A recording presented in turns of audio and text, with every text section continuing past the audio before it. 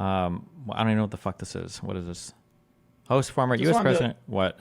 I mean, I just want to throw out that's like literally a 2-year-old video. I don't even think you could stream on HDR at that point to YouTube. Now you can like live stream, and I think it also lets you have a Listen, if you want to significantly go higher 30 minutes bit early rate. and set it all up on OBS, you can do it. Try it, see if it works. Okay, but unless I fully understand it, I'm not just gonna click some settings because then if it goes wrong, it's gonna be like every other thing that's been fucked up without me knowing everything that's going on. If you want to go and change the stream setting to try to make it work, you can try it. But September. Okay. As journalists, we use opportunities like these both to inform our reporting, but also to help voters understand the choices that they face in a consequential and historic election year. NABJ has partnered with PolitiFact to fact-check this conversation in real time. You can access that feed on social media using the hashtag NABJFactCheck. Again, the hashtag is NABJFactCheck. We have a lot to get to, and we do not want to waste any time, so let's bring out the former president of the United States, the Republican nominee for president, former President Donald Trump.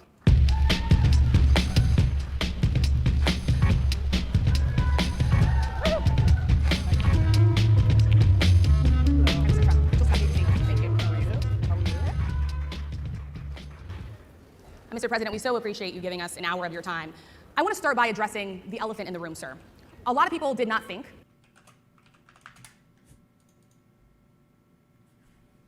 I'm told that Trump is demanding that NABJ not do the live fact checking, and that's why the event hasn't started yet. Is that true?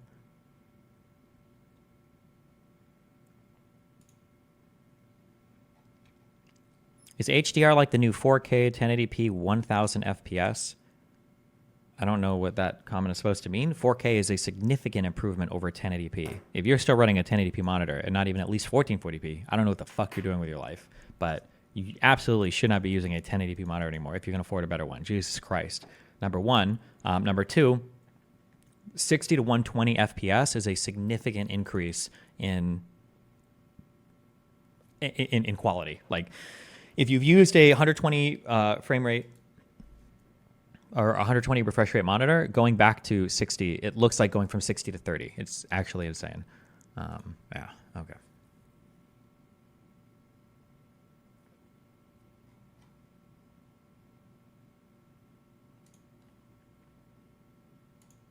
it was appropriate for you to be here today. You have pushed false claims about some of your rivals, from Nikki Haley to former President Barack Obama, saying that they were not born in the United States. Oh my God. Why the fuck did Donald Trump agree to come to this? Which is not true. You have told 4 congresswomen of color who were American citizens to Do you not feel that way from about LCD to OLED? I don't know. I don't even know what the fuck kind of monitor I have. Like I have for instance, I have like an HDR setting on this monitor. When I turn around, it looks like shit. But I don't even know if this does HDR for real. I don't know if this is OLED or I don't even know what the fuck display I have right now. go back to where they came from. You have used words like animal and rabbit to describe black district attorneys. You've attacked black journalists, calling them a loser, saying the questions that they ask are, quote, stupid and racist. You've had dinner with a white supremacist at your Mar-a-Lago resort. So my question, sir. You need to enable HDR settings in your monitor settings too. I think I have one of those like fake HDR monitors. Hold on one second. I feel like this is going to be a very brutal convo for Trump.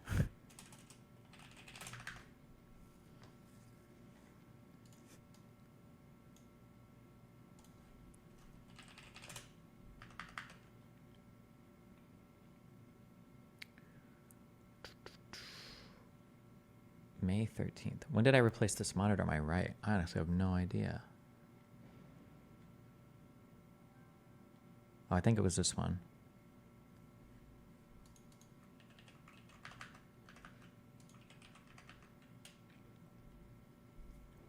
"4K 60 hertz or 2K 120 hertz. Pick one, desert island." For work, you do the higher resolution. For gaming, you do the higher refresh rate. I don't think this one does HDR for real. Like, this is back when they first started making them, and there were like 2 real HDR monitors on the market, I think. And this was, I don't think, one of them. I don't remember how long ago I bought this, though. Oh, I bought this monitor like 4 years ago. Now that you are asking black supporters to vote for you, why should black voters trust you after you have used language like that? Well, first of all, I don't think I've ever been asked a question so in such a horrible manner. First question. Oh my God, he's such a fucking pussy-ass bitch baby motherfucker. This is what I mean. I think I said this on Piers yesterday. I think the video just got posted today. That one of the things that J.D. Vance does really poorly, he's going to end up getting tossed, that Trump does really well is Trump is shameless. Trump has absolutely no shame. He will say crazy shit and keep on rolling. He will fight with people. He doesn't give a fuck. He is shameless. So we'll see. Yeah.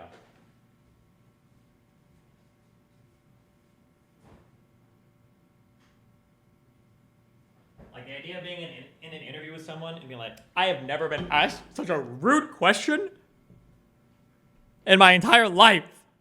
You have used language like that. Well, first of all, I don't think I've ever been asked a question so in such a horrible manner. First question. You don't even say, Why is it so hello, quiet? how are you?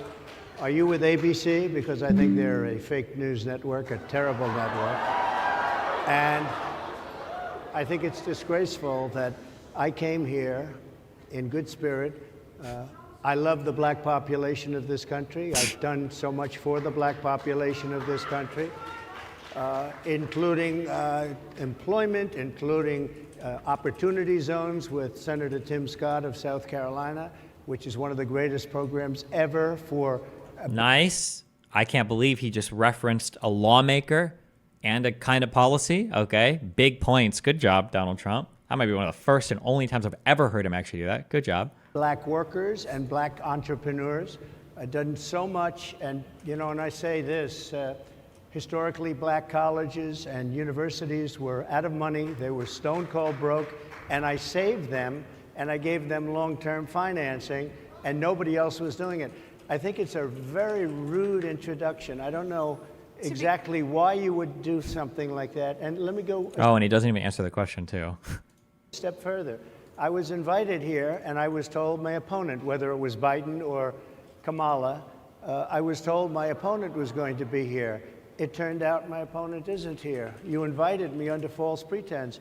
And then you said... Oh my God, he is so ass-pained. Holy shit.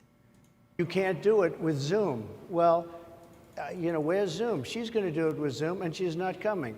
And then you were half an hour late, just so we understand. I have too much respect for you to be late. They couldn't get their equipment working or something Mr. was President, wrong. I would love if you can answer the question on your rhetoric and why you I have believe that answered black the voters question. should trust you with another I 4 have years. been the best president for the black population since Abraham Lincoln. That's my answer. Better than President That's Johnson, my who signed the answer. Voting Rights And Act. for you to start off a question and answer period, especially when you're 35 minutes late because you couldn't get your equipment to work in such a hostile manner, I think it's a disgrace. I really do. Like attack, bring up a good thing totally unrelated to the question, like attack. Like that's the strategy. Let me just ask a follow-up, sir, and then we'll move on to other questions here. Some of your own supporters... She's doing like I keep calling this like the British style of interviewing, but I guess it's not necessarily. Who's the black guy that interviewed Elon that triggered the fuck out of him? Don Lemon is kind of similar, where you always just don't engage with anything the person says if they haven't answered your question, and then you either re-ask the question or you sidestep and then you ask the next question, and you never engage, you never take the bait. It seems like that's what she's trying to do. We'll see how long this lasts. Let's ask a follow-up, sir, and then we'll move on to other questions here. Some of your own supporters, including Republicans on Capitol Hill, have labeled Vice President Kamala Harris, who is the first black and Asian American woman to serve as vice president and be on a major party ticket, as a DEI hire.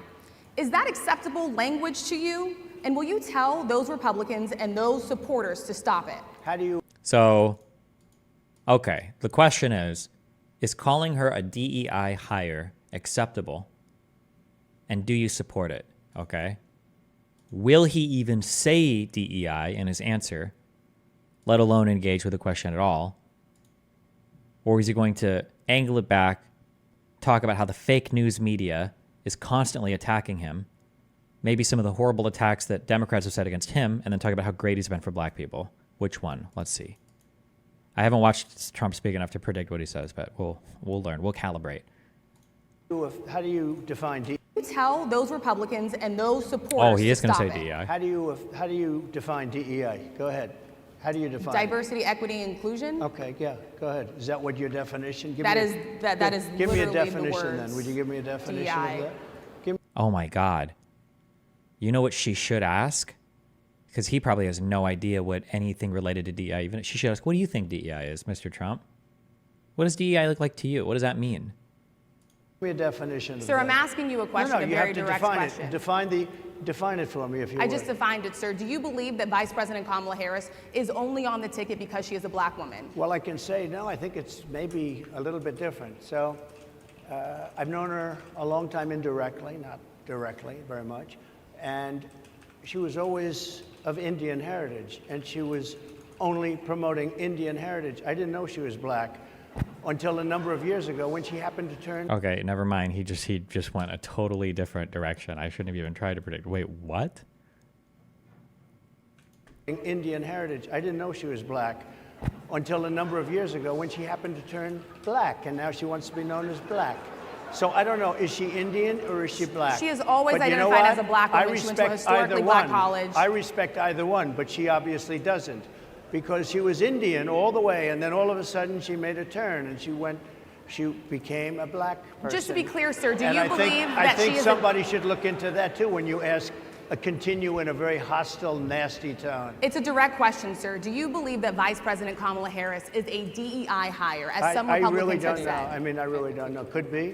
There are some, and there are plenty. I know this lady right over there, Harris, is a fantastic person who just interviewed me at length.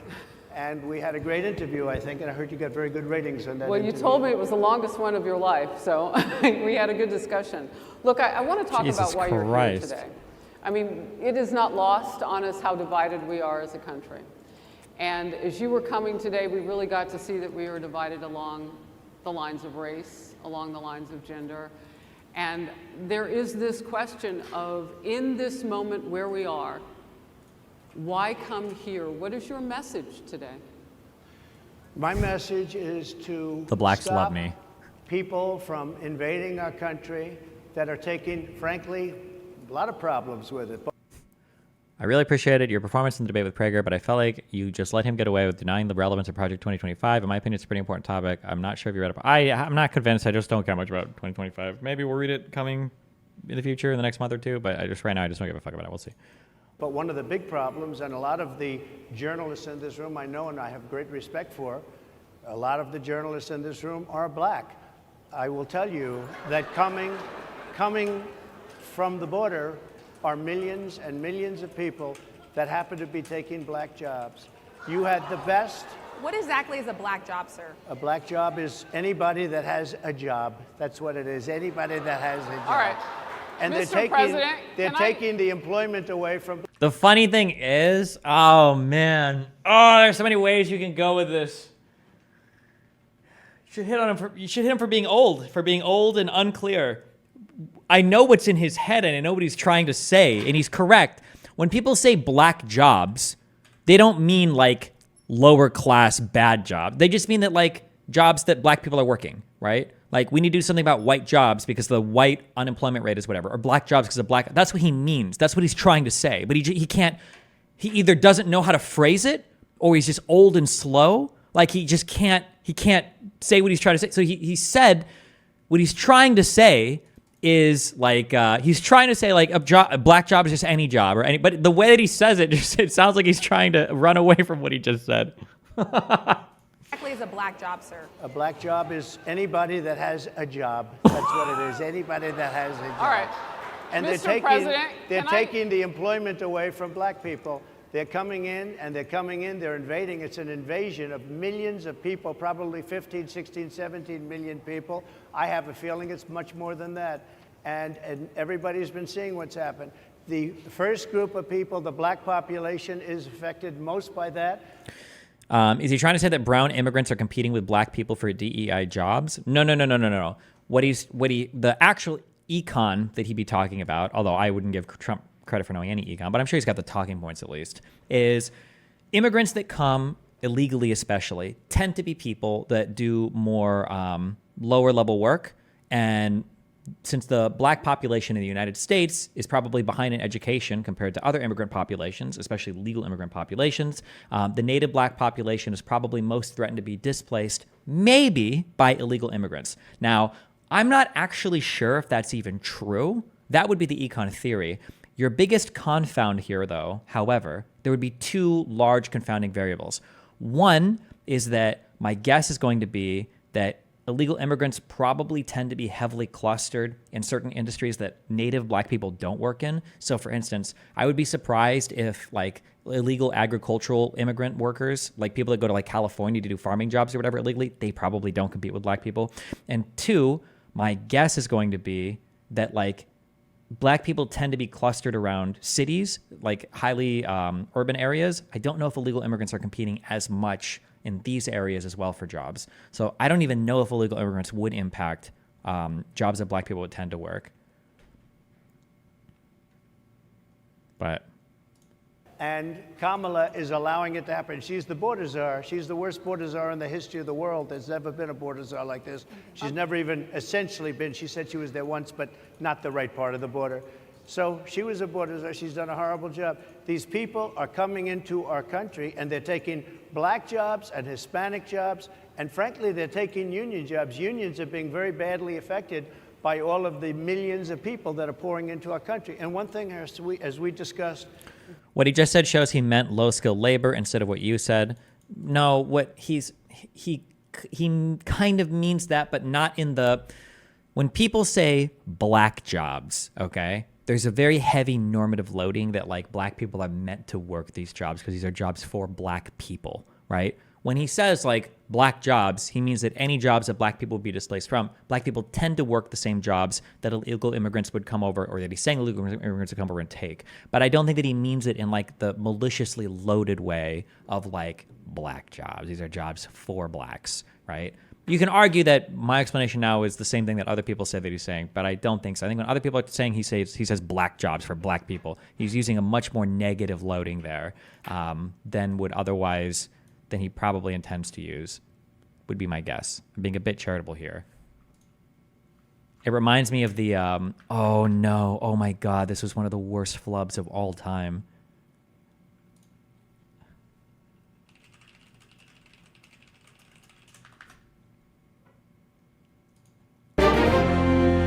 Trump is This was a black jobs moment.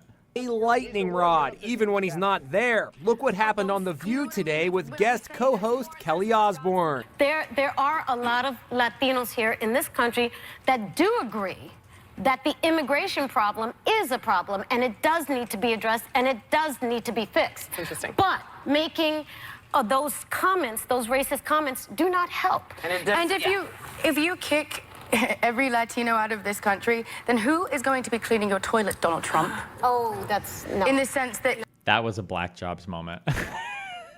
country, then who is going to be cleaning your toilet, Donald Trump? Oh, that's no. In the sense that, No. you know what I mean? Like, when I'm saying that There's more jobs to be in LA, they always, But they don't. Latinos are not only the No, only people I didn't mean it doing like that. Come on. No, I would never mean it like that. Monday night, Jim Oof. many of these people are coming in from mental institutions, from prisons, from jails. They're gang members in other countries.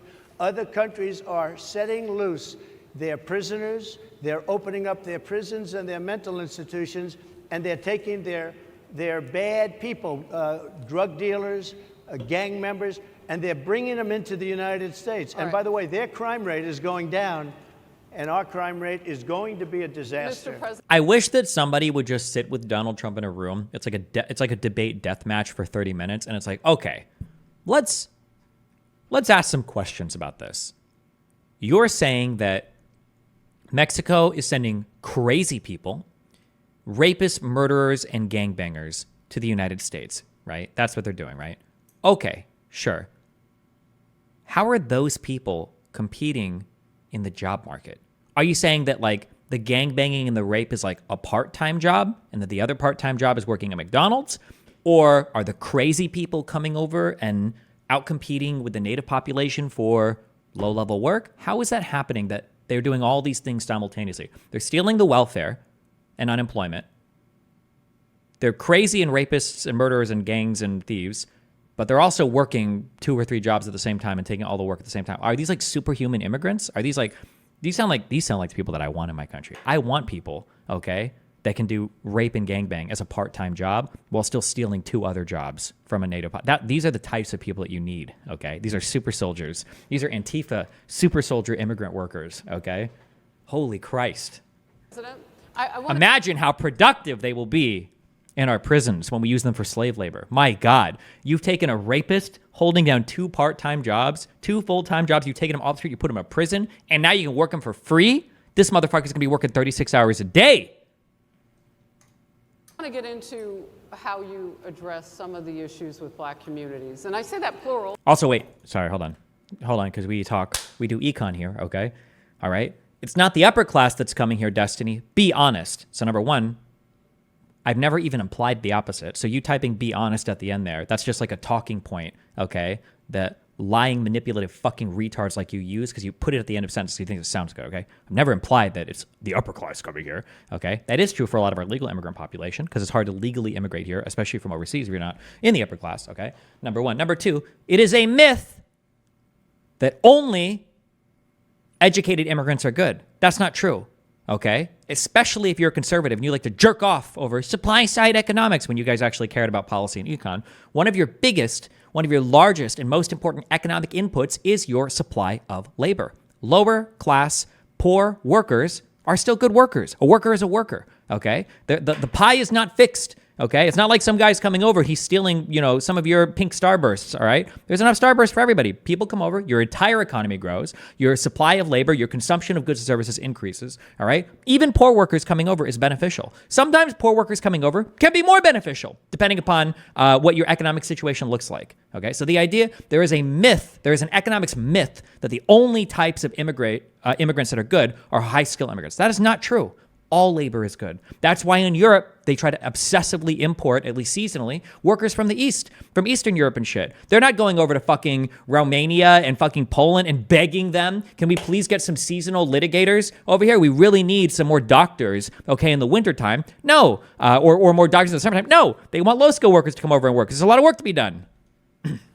Get into how. Do you think there is a point where cultural effects of immigration could be so large or negative that the economic effects don't make up for it? I think that it's definitely possible that could be the case. And I think that maybe 10 years ago, I think Nazis maybe could have made that argument. But like the illegal immigrant who pays $5,000 and throws away his entire life in Mexico to come to the United States of America to try to work a job, not get arrested, and pay for his family probably shares more in common with like an Alexander Hamilton or Benjamin Franklin than any authoritarian, supportive, anti-American, anti-patriotic, military-hating, anti-federalist, anti-constitutional, Trump-supporting piece of shit does these days, right? I would take 5 billion, okay, of the slickest backed, the wettest, most Hispanic fucking Mexican people right now in this country versus the Hitler-esque authoritarian supporting crazy fucking fascist Trump people right now, okay? The people that support Donald Trump right now have absolutely nothing in common with the core base values of what it means to be an American citizen, okay? These guys will clap and applaud when Donald Trump talks about suspending the Constitution and jailing people for their First Amendment rights. Fuck these people. I've never heard a Mexican tell me, if you burn a flag, I want to put you in jail for it. I've never heard that in my fucking life. Never heard that in my life before from a brown person. And our crime rate is going to be a disaster. Mr. President, I want to get into how you address some of the issues with black communities. And I say that plural because we live in communities of color that are different. We're not all the same. We don't vote the same. We don't think the same. True. It's not monolithic. So as you come here today, I want to talk about something that bursts. And Destiny has never met a single person like he is describing. He lives in a high-rise in Miami. I've lived all over the place. When I lived in Huntington Beach, there was a restaurant near me that said there was a sign on the outside. I feel like this might have even made the local news maybe. They had a sign on their thing that said no, it was either no vaccinated people allowed, or it might have been no masks allowed on the door. Well, you can harass Melina and ask her, because I'm pretty sure we both walk by this place like daily. Like, I have seen these people. My parents are these people. Fuck you. this is the weight of the inflation on this country right now. The nonprofit Money Management International recently released data from its mid-year analysis that we have found a 52% rise in people who are seeking counseling for being in credit debt. They're paying for food that is sky high on their credit cards, and now they can't pay that off. The credit counseling nonprofit MMI, as I said, is saying now that they've seen surges that they haven't seen since we were in a pandemic of people in financial trouble. Much of that falls on the shoulders of single moms, single black moms, when you look statistically. Yeah. How do you turn it around? What's your plan for the black community when it comes to money? So, first of all, it's very hard to hear you for whatever reason because of the fact that they have bad equipment, because I guess, you know, this woman was unable to get the right equipment. But it's very hard for me to hear you, but I can hear every other word. It's very difficult, actually. But so I don't know if they can fix it or do something with it, but I'll do the best I can with it. The inflation is absolutely destroying our middle class, our working class, virtually every class. Inflation is a disaster in our country. Inflation is a country buster. It breaks every country. And we had, in my opinion, the worst inflation we've had. They say it's 58 years, but I think it's much more than that. It's been devastating. And if you just take a look at a lot of things they don't include, like interest rates. Interest rates went from 2.4% to 10%. And What are the best arguments against mass deporting immigrants who commit crimes? I think it depends on the crime. If it's like a speeding ticket, fuck it. If you want to stay here and work, we want people that want to work. These are good people. If you've committed like a felony, like a violent crime, and you're an illegal immigrant, kick them the fuck out. You're here illegally anyway, motherfucker. How can you fuck up that bad? Okay? If you're dumb enough to sneak into a country and get caught doing a felony, then kick them the fuck out. That's an easy one. Left and right should agree on that one. you can't get the money. People can't buy houses. They no longer have the American dream. Young people, young black people, they don't have the American dream anymore. They can't buy a house. They can't borrow the money because of the cost of the money. They can't buy because of the cost of housing, because of the cost to build it. Because I also grew up on talk radio. I feel like the destruction of the middle class has been talked about for decades. Is it destroyed yet? I don't even know what the middle class even is. I don't know what that means anymore. There's so many things that I wonder about that. Like, I wonder if one problem is that the poor classes have kind of caught up in some ways of standard of living. Like the fact that almost everybody seems to have a fucking smartphone or the internet now, when that used to be like, that was a middle class thing. Like growing up, if you had like a family computer, that was like ooh, this person is like doing decently. They got the Pentium 4, 1 gigahertz. 1 gigahertz? He's got the Pentium 4, the gateway machine with the cows and the so I'm not sure. I don't know what middle class definitionally, I don't know what that means. Like, you know, you're middle class when, I don't know.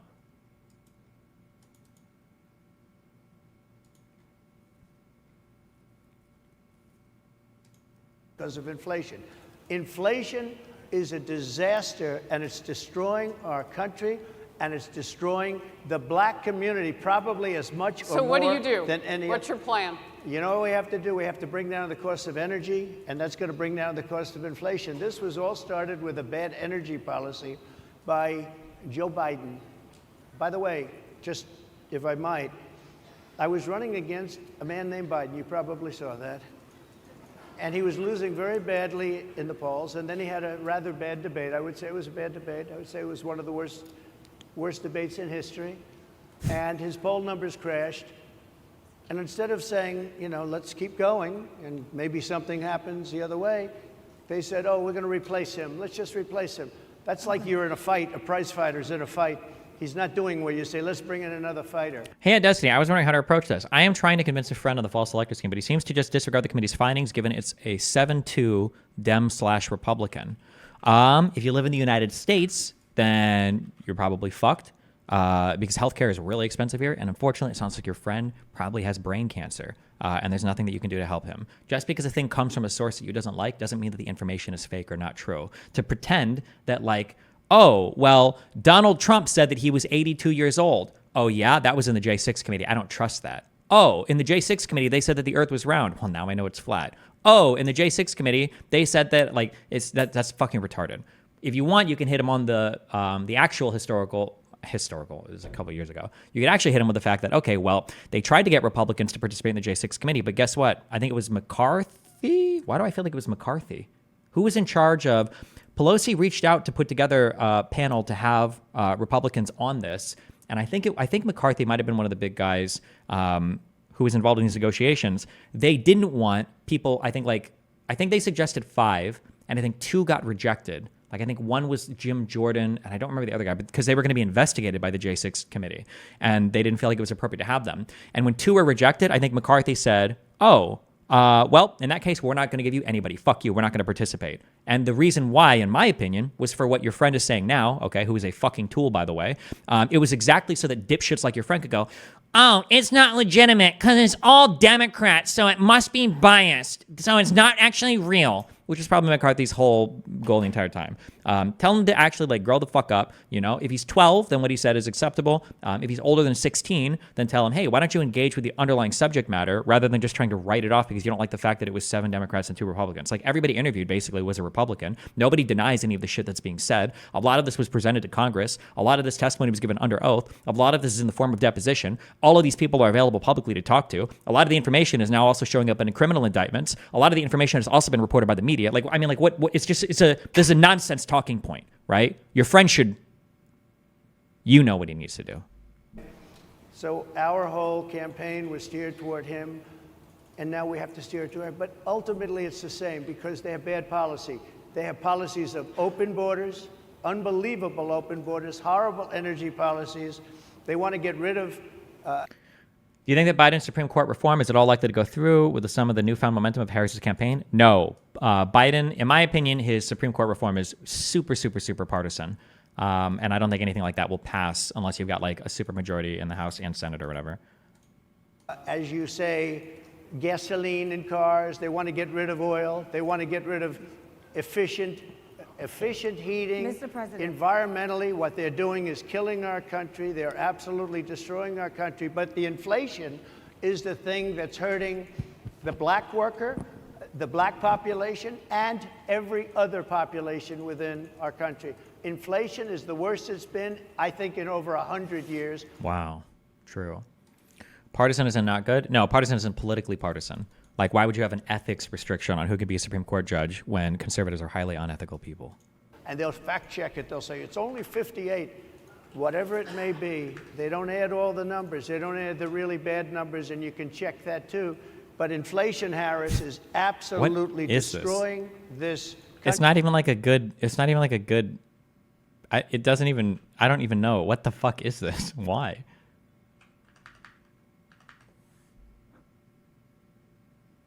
What in the fuck is he even saying? Why can he not ever speak a real fucking sentence? Sorry, let's listen from the beginning of this. I'll do the best I can with it. The inflation is absolutely destroying our middle class, our working class, virtually every class. Inflation is a... How many other classes are there? Trump is like the kid. You know how when people put et cetera, it's because they're out of examples, but you just put et cetera to make it sound like there's so many more. It's hurting the upper class, the middle class, and all the rest of the classes. What, the black class? What? Disaster in our country. Inflation is a country buster. It breaks every country. And we had, in my opinion, the worst inflation we've had. They say it's 58 years, but I think it's much more than that. It's been devastating. And if you just take a look at a lot of things they don't include, like interest rates. Interest rates went from 2.4% to 10%, and you can't get the money. People can't buy houses. They no longer have the American dream. Young people, young black people, they don't have the American dream anymore. They can't buy a house. They can't borrow the money because of the cost of the money. They can't buy it because of the cost of housing, because of the cost to build it, because of inflation. God, can I just say for one real quick second how fucking lucky, okay? Just as nobody will ever talk about this, and it's not worth talking about, but whatever, I don't care. I will, because I don't give a fuck, okay? There is a class of people that actually make out like filthy fucking dogs when it comes to inflation, okay? Remember, inflation, in the broadest sense of the term, arguably devalues, okay, currency. Arguably, right? In a very, very broad, very macro sense, it devalues currency, okay? People that have non-cash assets are kind of insulated because the value of the asset increases, inflation, right? And people that have cash debt also benefit from inflation. So imagine right now, okay, the real evil people right now are the fucking homeowners. More people than at any point in U.S. history have a refinanced mortgage that's like fucking 2.5%. So the money is fucking free, okay? They have huge houses. The money is fucking free. And now not only is the money free, but now you've had a couple years of really big okay, year-over-year inflation. You know what doesn't inflate? The amount of money that they owe on their home. So the price of their home is going up. The absolute dollar value of the mortgage remains the same. The inflated value means that the debt that they owe on their house is decreasing, and they have historically low interest rates than at any point in fucking U.S. history, okay?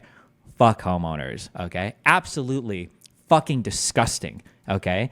Fuck, there was this one graph. I'll never be able to find it again. It's like percentage of homeowners, current interest rates. The amount of people that own homes right now with just interest rates that are financed at disgusting fucking rates is unbelievable. Unbelievable. I think this was I remember seeing this graph on a tweet in maybe a year ago. Fuck. Can I find this? 89% of U.S. homeowners, 6% is fucking high. It was an ungodly amount. I want to say it was below 3%. It was. Are these new mortgages also, or are these? This is in February. Do you still own that house in Nebraska? Yeah, I do.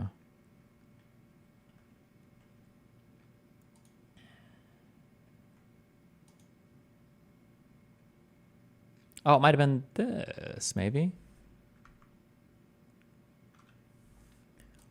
Look at how much of the market, right?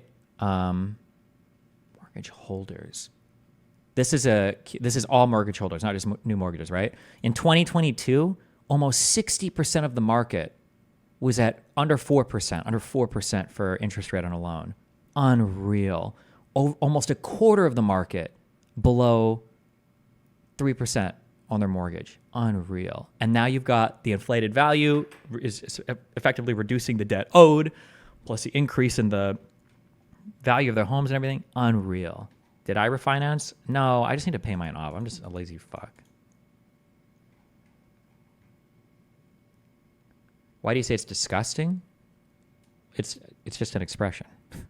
I guess it sounds normatively loaded. It's just really good. If you were a homeowner and you bought or you refinanced when the rates were super low, you're in such an unbelievably good position.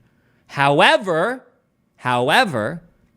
because owning a home is a dog shit way to build wealth, but it is the most important way that all Americans build wealth. When they build wealth using their homes, they don't feel it and they don't feel good about it. And so when everything inflates, they feel like shit because they're not actually gaining anything when their home value inflates, because fucking retarded Americans don't want to ever sell their fucking homes.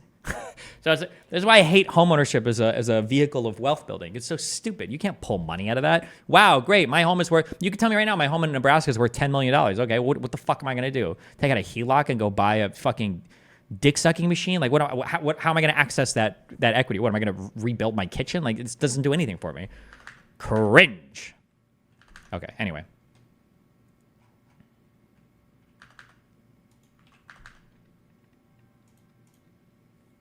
Inflation is a disaster, and it's destroying our... Yeah, true. I think it's an inheritance thing to pass down to their kids, but nobody's dying. Yeah, even fucking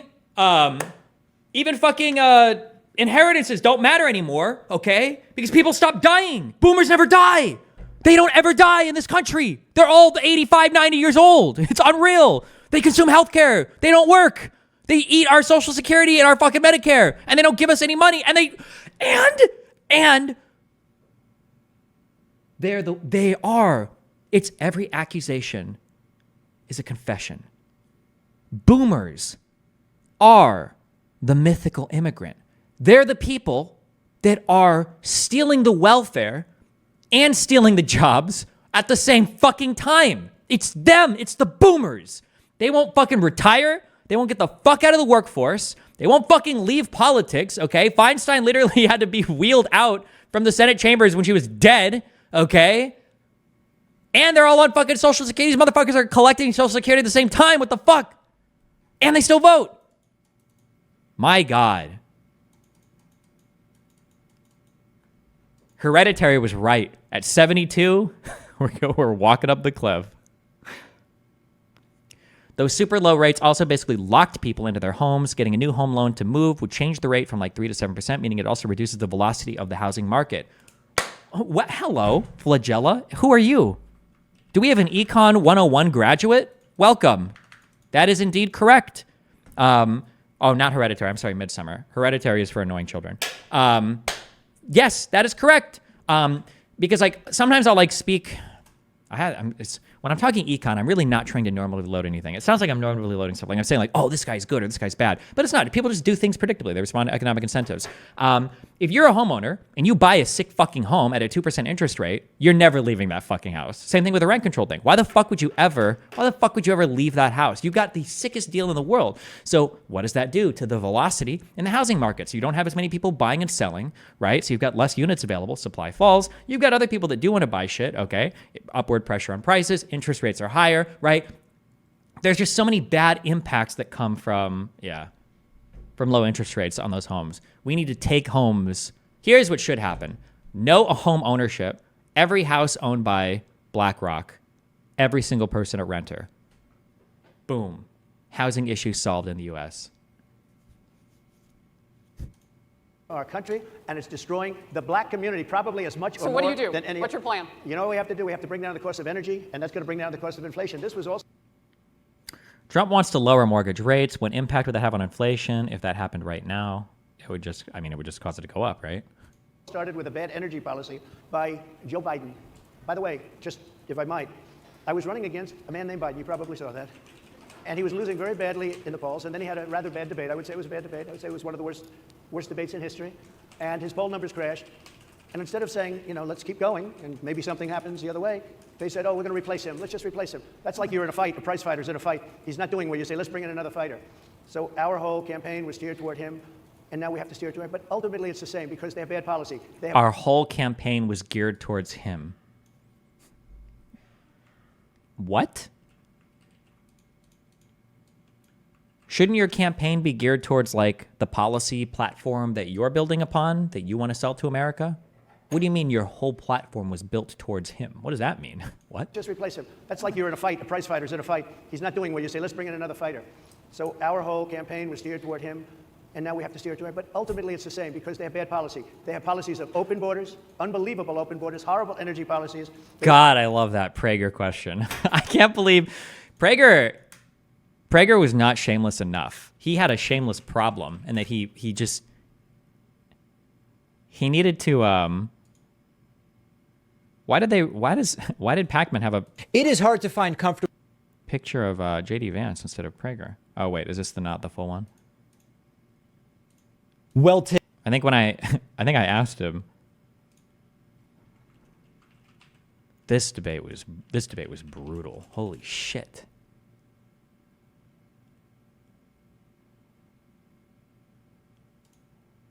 What was his question?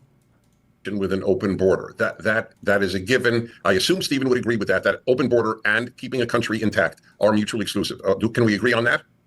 Yeah, that's why nobody asks for an open border. Oh, yes, the Democrats do. I mean, if you deny that, that's good. You'll be on record, Dennis, saying... Well, define it as policy, Dennis, so we could agree. It's really critical, really critical. Do you believe, Stephen, that the Democrats have been for a controlled border and not for an open border in the last 10 years? I think the Democrats tried to pass comprehensive legislation that was written by Lankford, a Republican in the Senate. I think Donald Trump and the Republicans are the ones that killed that, and that was on public record. So no, the Democrats have not been for open borders. The Democrats are for a closed border.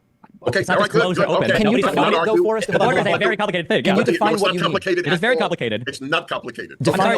Why would you say this? Immigration policy isn't complicated. Yeah, of course. What do you mean? It's probably one of the most complicated fucking things you could do in this goddamn country, especially in the fucking United States. Holy shit.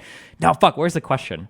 Do I do a whole story thing? Got too much information about immigration. Okay, good. All right. As I said, I prefer clarity to agreement. Can you define open border, Dennis? Yeah. I just want the question, okay? I just need to find the question. I don't want to listen to all this bullshit. It's this one. Because the Democrats are happy to have a great number of people come in. They're potential Democratic voters in their view. I think it's fair. So, Dennis, is there a single lawmaker or is there a single prominent Democrat that said we want open borders? No.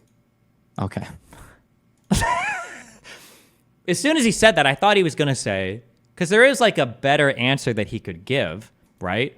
What he's supposed, maybe he gave up, or maybe he just doesn't care about this debate. I don't know. What he's supposed to say is, no. Just like how Donald Trump never said, I want an insurrection, and you try to infer it from other things. Democrats will never come out and say they want open borders, but Democrats constantly encourage people to come here illegally. That's why illegal immigration always increases under Democratic presidents. Democrats will always do things to encourage illegal people to stay here. That's why Biden ended Remain in Mexico and then tried to reinstate it and failed because his own party fought against him. And Democrats do things to try to contravene the rightful immigration policy of the United States. That's why they support things like sanctuary cities, and that's why they don't let Texas enforce the border, right? There are answers that he could give here. I was surprised when he was just like, no. I'm like, that said, we want open borders. No. Okay. And so what? why didn't he say anything else? I don't know. That was funny to me. Whatever. They want to get rid of, as you say, gasoline in cars. They want to get rid of oil. They want to get rid of efficient heating. Mr. President. Environmentally, what they're doing is killing our country. They're absolutely destroying our country. But the inflation is the thing that's hurting the black worker, the black population, and every other population within our country. Inflation. They uploaded your video on Peers an hour ago. Oh, I think I did okay in that one. I don't talk as much, but I get out most of my important talking points. I think I hit him at the end with the... Oh, because at the end of this fucking video, he tries to do the Obama thing. Why does he try to do the Obama thing? Go read it. We can do it. Go look it up. Right now. Go look it up. Let's bet. Look, he says. He banned most for banned countries. Donald check. No, Said, it's not. fact check, okay, by a true patriot. Welcome to this fact check. Obama had a list of 7 countries that were under... Oh, this guy tried to do the... Trump just banned the same countries that Obama did. No, he didn't, motherfucker. Obama never had those countries banned. God, these people all take me off. Wait, I'm sorry. Where's the end here? Here, let's just bring equality for women's mission to compete to squad women, right? Which male, logical females, and Wait, to was be it not at the end? insanitical females. Women. Or I want to give the final word to either of those. Oh wait, I think it might have been here.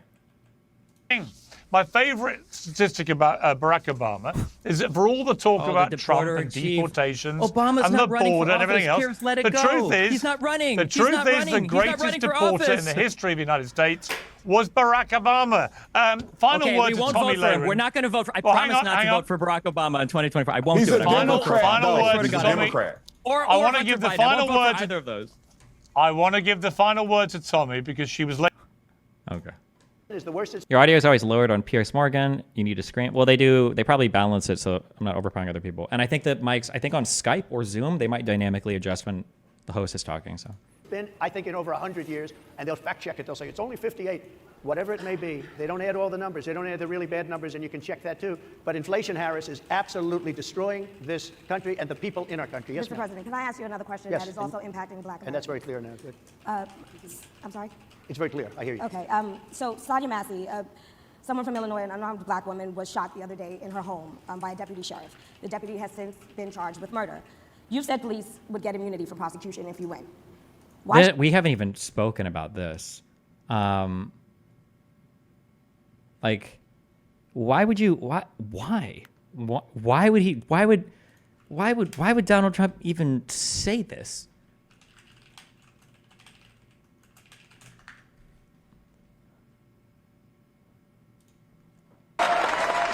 Yes.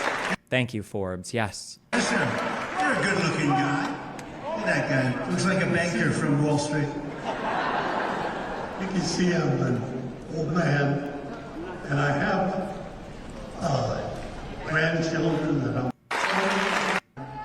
the same. You know, you're. I mean, I can just see how incredible you are by the emotion of.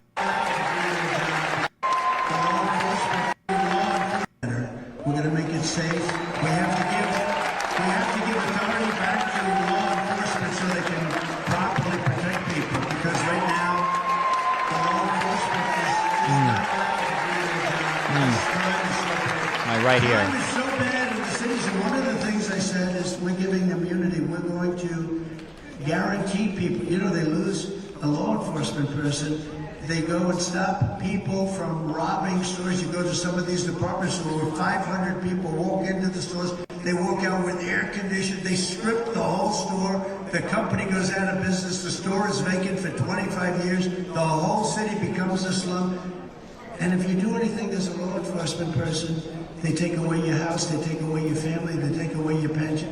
We're going to make it so that we're going to give them essentially immunity. We're going to make it that they are not going to be losing their pensions. Like, what is he even talking about here? What the fuck are you even talking about? What kind of immunity can the president even give to local law enforcement? Like, what do you think you even have the authority to do here? Trump doesn't know. I don't even know if Trump knows the difference between the federal. No, actually, Trump should know really well because of every criminal case he's been involved in. I'm sure he learned a lot about structure of government at some point through his criminal process or proceedings. And he says federal immunity for police because he doesn't even understand the legal system. Oh, wait. Does he say federal immunity for police? That'd be kind of funny if that's... They are not going to be losing their pensions. Wait, why are you guys cuxing? I'm not seeing anything on my end.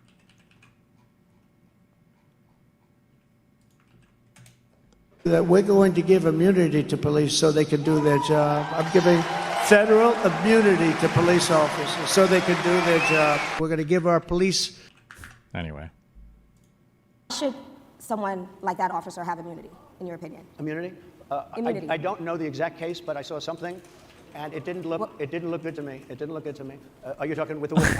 Bro, if Biden made a comment like this, there would be so many comments about his age. I saw something and it didn't look good to me. From Illinois, an unarmed black woman was shot the other day in her home by a deputy sheriff. The deputy has since been charged with murder. You said police would get immunity from prosecution if you win. Why should someone like that officer have immunity, in your opinion? Immunity? Immunity. I don't know the exact case, but I saw something, and it didn't look good to me. It didn't look good to me. Are you talking with the water, right? Yeah, well, police unions are not backing this person either. Okay. But again, are why would... they going to be charging the officer? I guess they're charging the officer. So why should he receive immunity? Well, he might not. I mean, it depends. It depends on what happens. I'm talking about people that are much different cases than that. It depends. You would only get immunity in the times that you're innocent, and then you would not get immunity when you're guilty. What the fuck is the point of the immunity then? What do you even mean? People to protect ourselves. And by the way, in Chicago, as an example, a few weeks ago, July 4th weekend, they had 117 shootings and 17 deaths. Nobody wants that. Nobody wants that. We need to have our police officers have the respect and dignity back.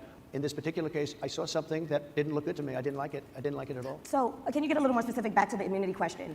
Who would make... Oh, no, specific. Excuse me. We only speak in slogans here, ma'am. Those well, right now, for the most part, people are protected by their unions, by their police unions, or by their police departments. Protected? What do you mean by that? You inbred fuck? What do you mean protected? Like given immunity from criminal prosecution? Protected? Or protected as in like they donate money to them? Or protected as in like if they step outside their union hall and it's raining, somebody gives them an umbrella? What do you mean protected?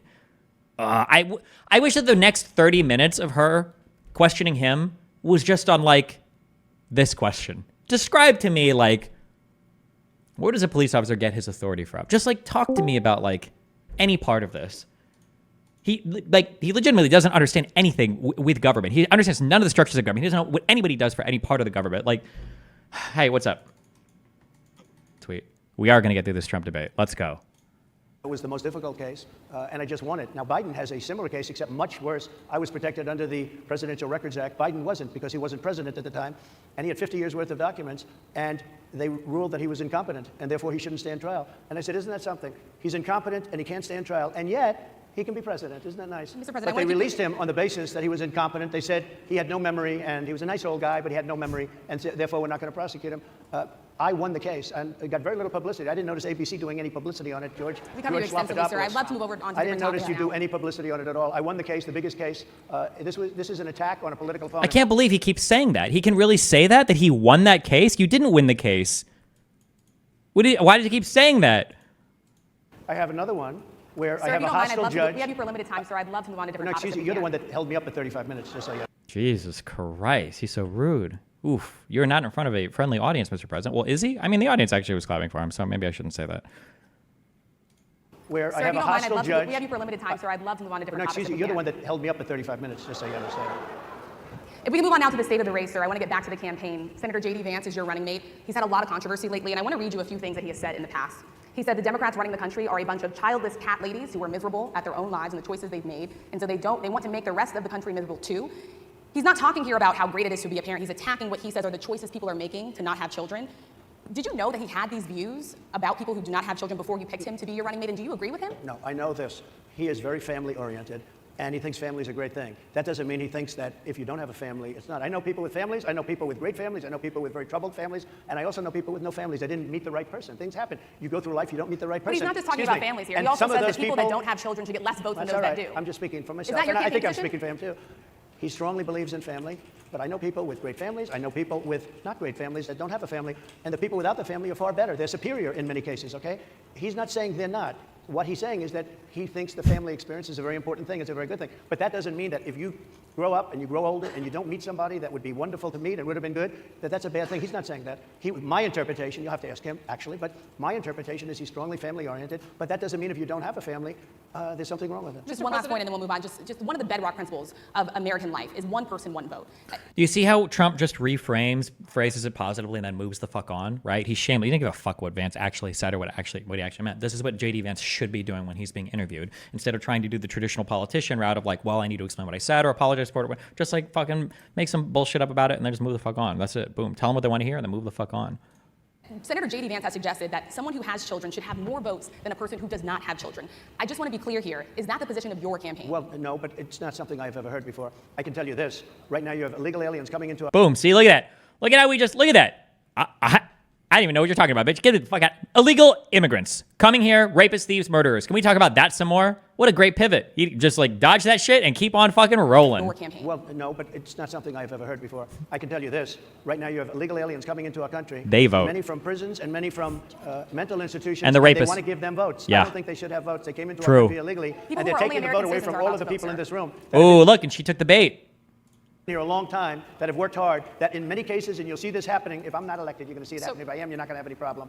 But you're going to see it happening a long time. You're going to see the people in this room and people outside of this room are going to be losing their jobs to people that have come into this country illegally. Mr. President, can we stay with just kind of the state of the race right now? Because I felt like that vice president question, candidate question was right in there with that. Ooh, so she kind of identified that he pivoted, but it sounds like she's about to ask a different question instead of holding him to answer on that one. So let's talk about J.D. Vance for a little bit. He's had some stumbles out of the gate. I don't know if you're hearing what we hear as reporters, but it's been a tough couple of weeks for him. Why did you choose J.D. Vance? Why did you choose him? And I'm having a hard time. He's like, what? I'm hearing too. I know everybody out there can, but it's I'll hard tell you to hear. why. I chose him because he's a very strong believer in work and the working man and woman, and especially the working man and woman who have been treated very unfairly, because you have many of them in this room. But you have many of those people, they were treated very unfairly. They worked very hard and they were treated unfairly. He wrote the book that became a bestseller. The movie became a smash hit. He's a very smart guy without the benefit of having a family that has contacts, like a father that was well connected. He got into Yale Law School. He graduated in 2 years from Ohio State, summa cum laude. I mean, you take a look at, his career has been an amazing career. He started off at a level with a difficult family situation, very difficult with the mother and the father and everything else. He ends up going to Yale Law School. It's a difficult situation with the mother, the father, and everything else. Okay. Was one of the top students, became the head of the Law Journal. Also, wait, real quick. Do we like the Act Man YouTube, the acting male? Do we like this guy? Is this a good guy or a bad guy? I mean, that's an amazing thing. He's a 4-year, he was in the military. Oh, he's got like 2 million subs. Oh, shit. But is he a good guy or a bad guy? With great distinction for 4 years. Got out, went into business, Hit or became miss. successful in business, very successful in business, actually. Did public offerings and other things. And I have to believe in that. I mean, I like how, like,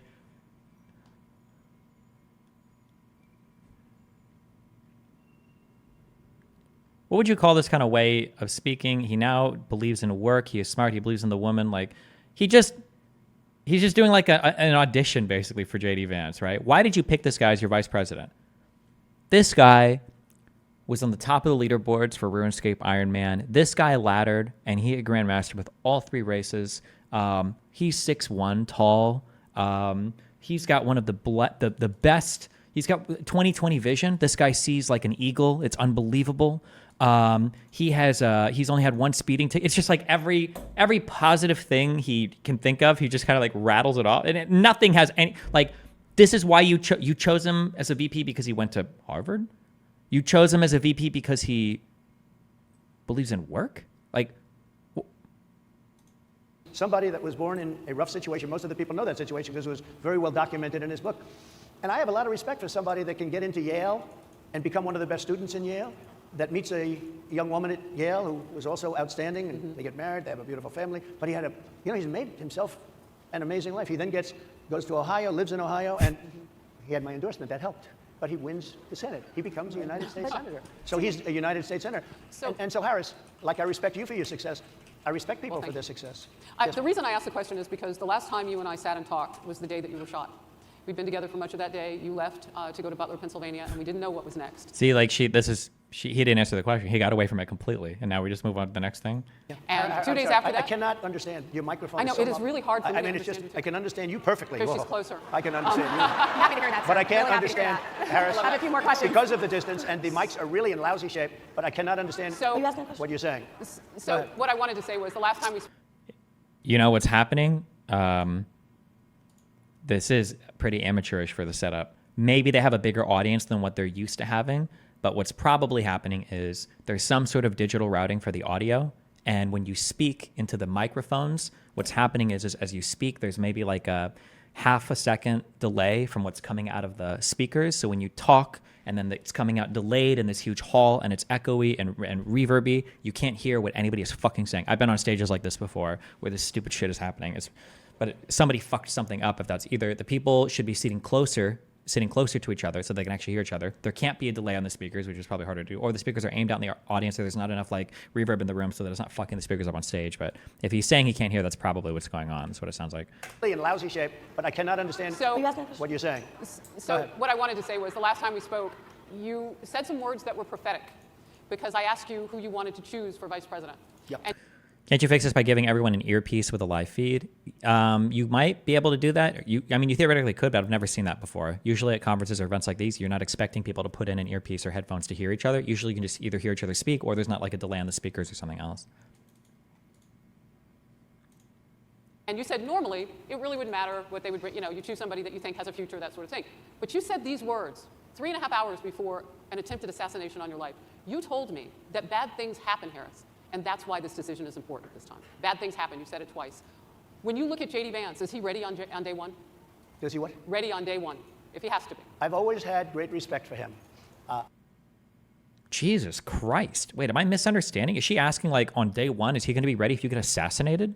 Is that what she's implying?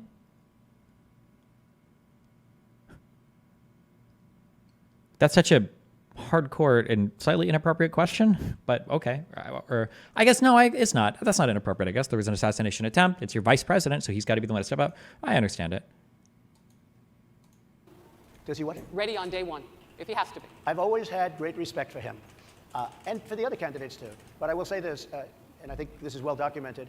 Historically, the vice president, in terms of the election, does not have any impact. I mean, virtually no impact. You have 2 or 3 days where there's a lot of commotion as to who, like you're having it on the Democrat side. Wait. What? And I think this is well documented. Historically, the vice president, in terms of the election, does not have any in terms of the election, okay. Because I was going to say, you were shitting on Kamala for her job as vice president, but he's saying in terms of the election, okay. impact. I mean, virtually no impact. You have 2 or 3 days where there's a lot of commotion as to who, like you're having it on the Democrat side, who it's going to be. And then that dies down, and it's all about the presidential pick.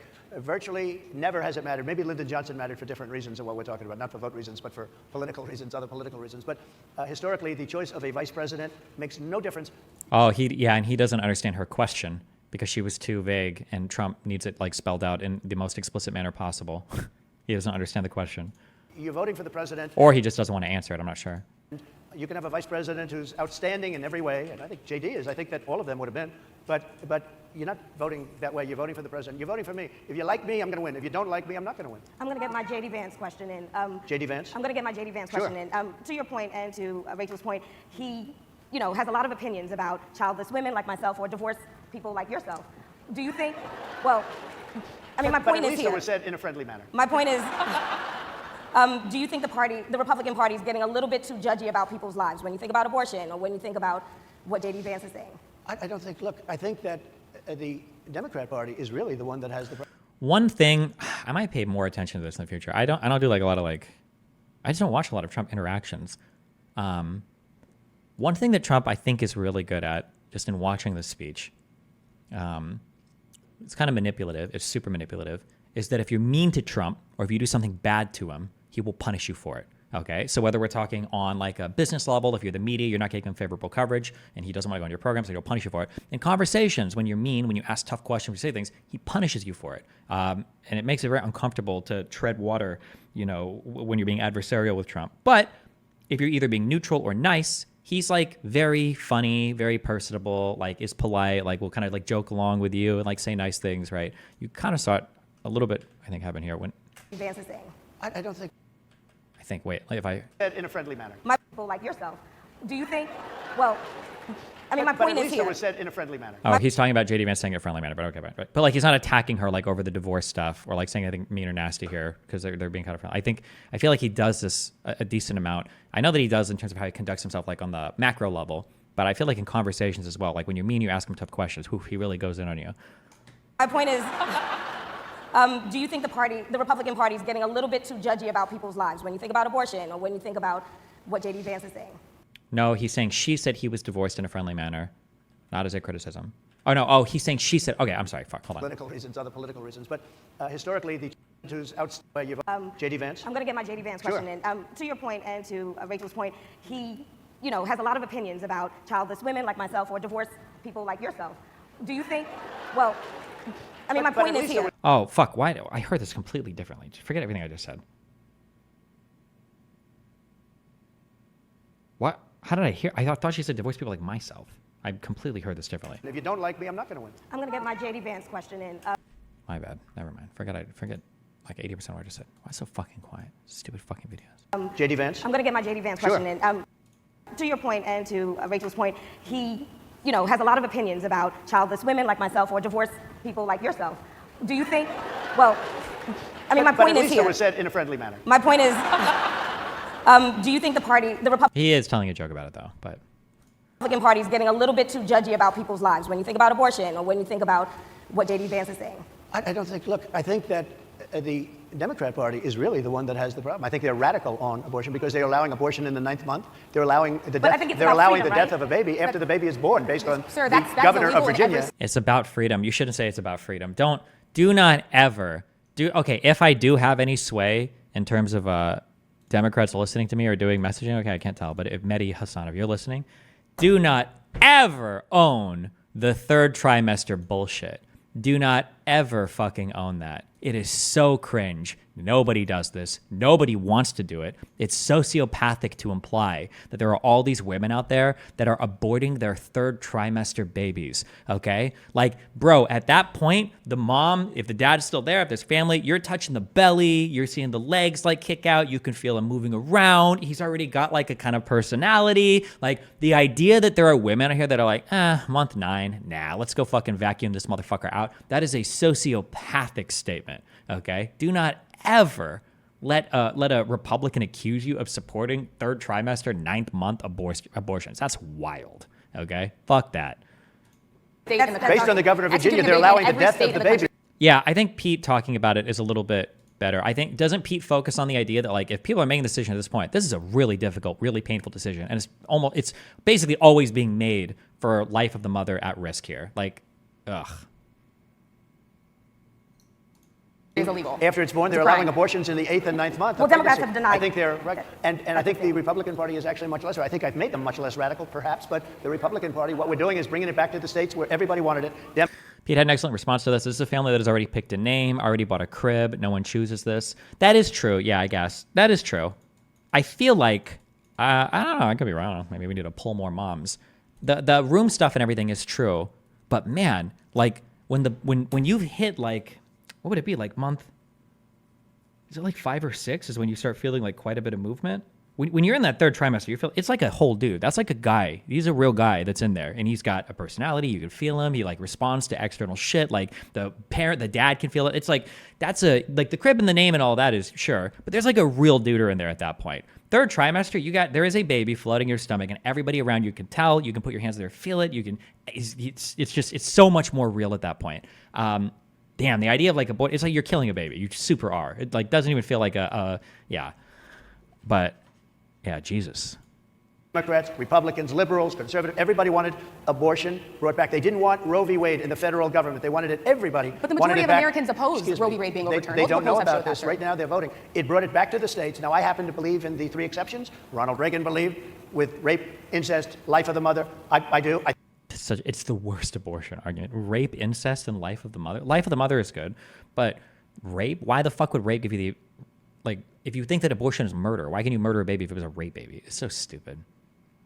I think most people do. I think most Republicans do also. But if you take a look, right now they're doing, it's an amazing thing. Out of the federal government, it's in states, and people are voting. And I will say, Ohio is, let's call it a more liberal version, has been approved. Kansas, the same thing, a little bit surprising to a lot of people. But the people are now voting, and it's taking this issue that's been going on for 52 years and has torn our country apart, and it's giving it to the people to vote on, and they're voting. And many states have already voted. Others are in the process of voting. And it's bringing it back to the people and a vote of the people. And it's not at all radical. And again, you have to follow your heart. I happen to believe in the three exceptions. Most people believe in the three exceptions. Most Republicans believe in the exceptions. But they don't want to see an abortion in the 9th month or the 8th month. Almost everybody agrees to that. And they certainly don't want to see, in the case of the governor of Virginia, the former governor, I might add, who said, we set the baby aside, and then we decide what to do. Meaning, what do? We execute the baby. That's a radical, horrible position. And some people want that. I don't want it. Most people don't. Thank you. Can I just pivot really quickly to another question about, you brought up health, Harris. You're an active man.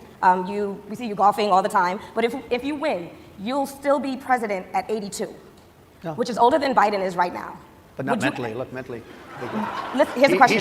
He shot. But most people, most people, I know many people in their 80s and their 90s that are in great shape. Some of our greatest leaders. You look at throughout the world history, the greatest leaders, some of the greatest leaders in the world were in their 80s. But here's the question. Would you consider?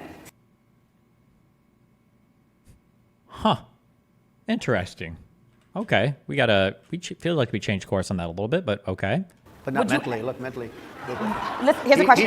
He shot. But most people, most people, I know many people in their 80s and their 90s that are in great shape. Some of our greatest leaders. You look at throughout the world history, the greatest leaders, some of the greatest leaders in the world were in their 80s. But here's the question. Would you consider stepping down if you felt that your health was declining? Or would you? Absolutely. And who would I think I'd know. How would you make that decision? I think I'd know. Look, if I came onto a stage like this and I got treated so rudely as this woman treated Oh my goodness. me, and I'm fine with it because she was very rude, sir. Very rude. That was a nasty, that wasn't a question. She didn't ask me a question. She gave a statement. That wasn't a question. I repeated your statement, sir, actually. You said you would. You would Oh, make that absolutely. decision If I to step thought that down. I was failing in some way, I want people to be shocked. I'll go a step further.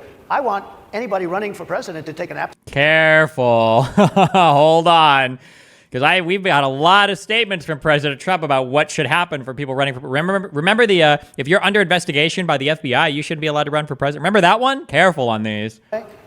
I want people to be shocked. I'll go a step further. I want anybody running for president to take an aptitude test, to take a cognitive test. What about to publish their taxes? I think it's a great idea. And I took 2 of them and I aced them. Well, I took 2 of them. But let me ask you, Yeah. I would like to have. I like how you say you aced an aptitude test. Like that's like acing, like a neural, like a cranial, like a fuck. What do you call it? Cranial nerve exam, where they just make sure that your brain is working. Like, I aced this. Provide resistance. Push up. Yes. Wow. Good job. Your brain is sending the signals that it needs to for your motor function to happen. I aced that test. Like, good. Congratulations. People running for president, and I don't mean because they're 75 or 85. I think anybody running, I'd like to do it. People say it's not constitutional. I would like to have something passed where you can do it. I think we should know. I mean, I've watched what's happened in the last couple of years under this gentleman, and our country is a mess. We have inflation. We have the millions of people falling in. We have Afghanistan, which was the worst, most embarrassing moment in the history of our country. What he has done to our country, and her too, what they've done to our country, she has been a horrible vice president. She's considered the worst vice president in the history of our country. Don't mean to interrupt you, but would you consider taking the cognitive test? Mr. President, I would love to and do make it. it public. Well, I've already taken 2 of them, but I'll do it again. Mr. President, how do you intend to? I suggested, Harris, that let's take one. I said, Joe and I will go and take a cognitive test. Now, I'd do it with her too. I would do it with her also. You know what? She failed her law exam. She didn't pass her law exam, so maybe she wouldn't pass the cognitive test. Failed her law exam. What, did she not pass the bar the first pass or whatever? What, she was AG and DA. What is he referring to here? A Kamala Harris bar exam?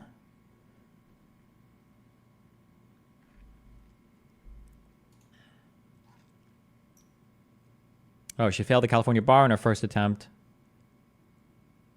And then she did it the second time. Wait. Failed the California bar exam in her first attempt soon after she graduated law school in 1989. Wait, what? Am I reading this sentence? Am I crazy? Could this sentence have 2 meanings? Okay, they failed their bar exam on their first attempt soon after she graduated law school in 1989. Like she graduated after she took the bar. Or she failed the bar exam on her first attempt soon after she graduated law school in 1989. She failed it right after she graduated. Could this sentence mean 2 things?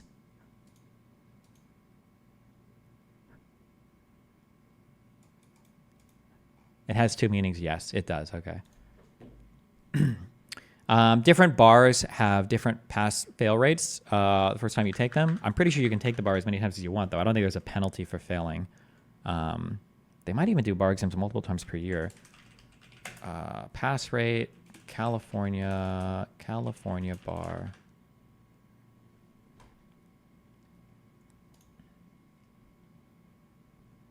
California bar exam is widely considered to be the most difficult of all bar exams in the U.S. The California bar exam has a pass rate of 34%. Damn. Damn. Damn.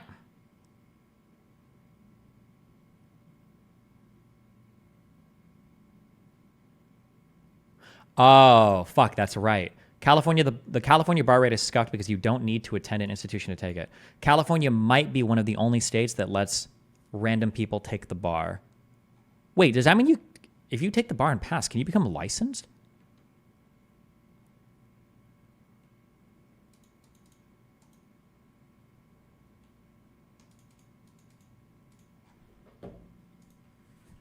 Can you be licensed to practice law in California with no law school?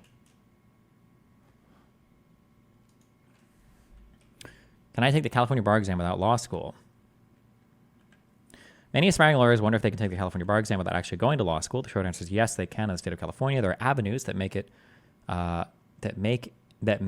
is possible to become an attorney without going to law school. However, there's so many things you should consider before doing this. Wait a second. This is the next arc. 7 years of school we wouldn't have to do? Hold on. There's got to be like a catch for this, right? You can do this by completing a 4-year law office study program to become a legal professional. Fuck that. Never mind. Nope, we're done.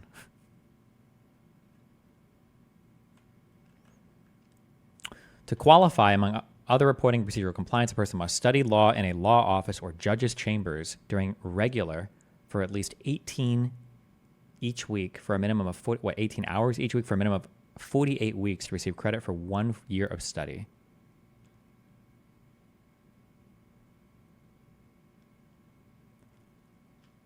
Pass the first year law student's examination, also known as the baby bar.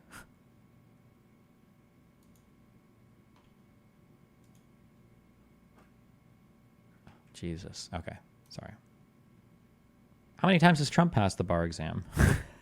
Why would you make fun of Kamala for... Mr. President, are you saying she wouldn't have passed? Just to be clear, I'm just giving you the facts. To be clear, you don't think How you're... do you intend... She didn't pass her bar exam, and she didn't think she would pass it, and she didn't think she was going to ever pass it, and I don't know what happened. Maybe she... But then she...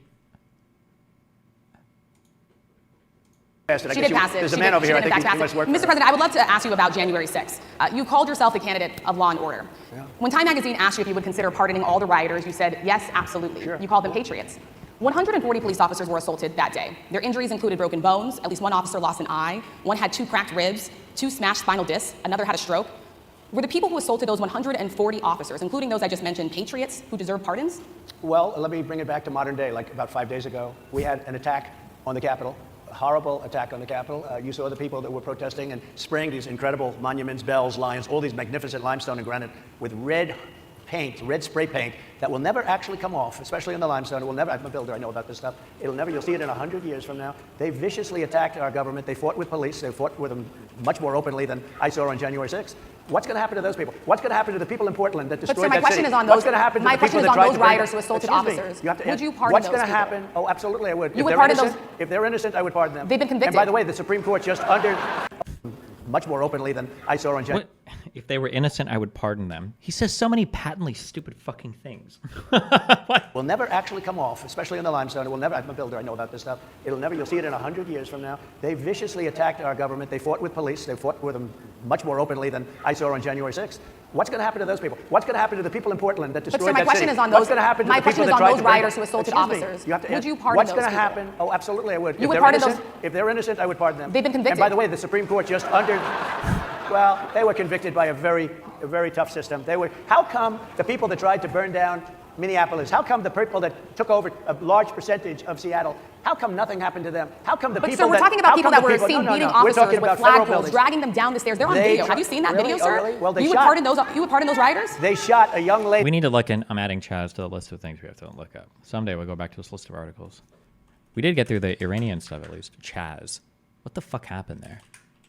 I'm so curious. In the face who was protesting. They shot her in the face. You know, nobody died that day. You do know that. But people died in Seattle. Nobody died, but people died. Wait, nobody died what day? January 6th? Don't forget your Ashley Babbitt. You would pardon those rioters?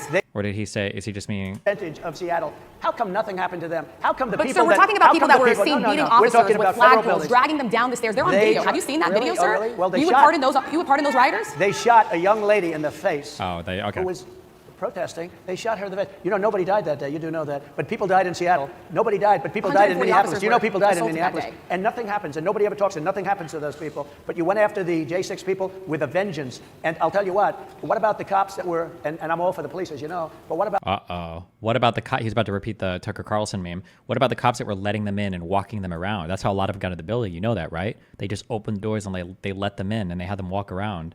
About the police that are ushering everybody into the Capitol. Go in, go in, go in. What about that? Look, nothing is perfect in life, but you have people from Minneapolis, you have people just from 5 days ago in Washington, D.C., they were having fistfights and fighting with the police. They were spraying and destroying, they were desecrating our monuments in Washington, D.C. 5 days ago, and nothing happened to them. And you can't have two systems of justice. That's why they went after me as a political opponent, because they felt they couldn't win without doing that.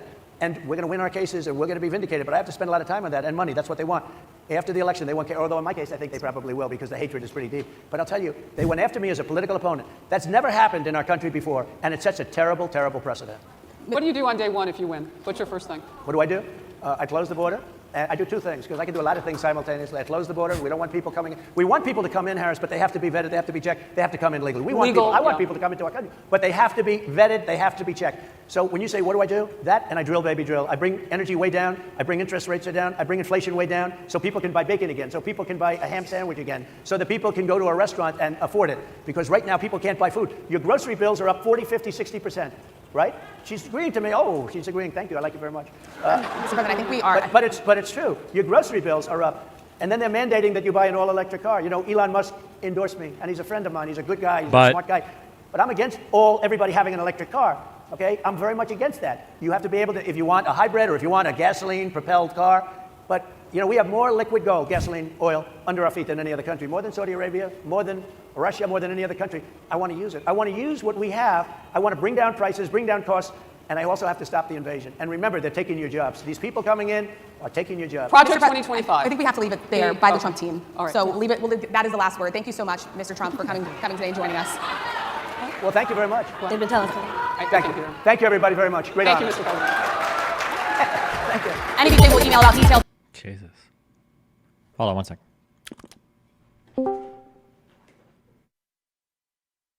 Hey, real quick.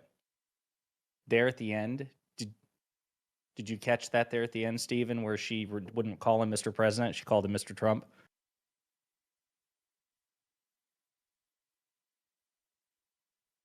Stephen.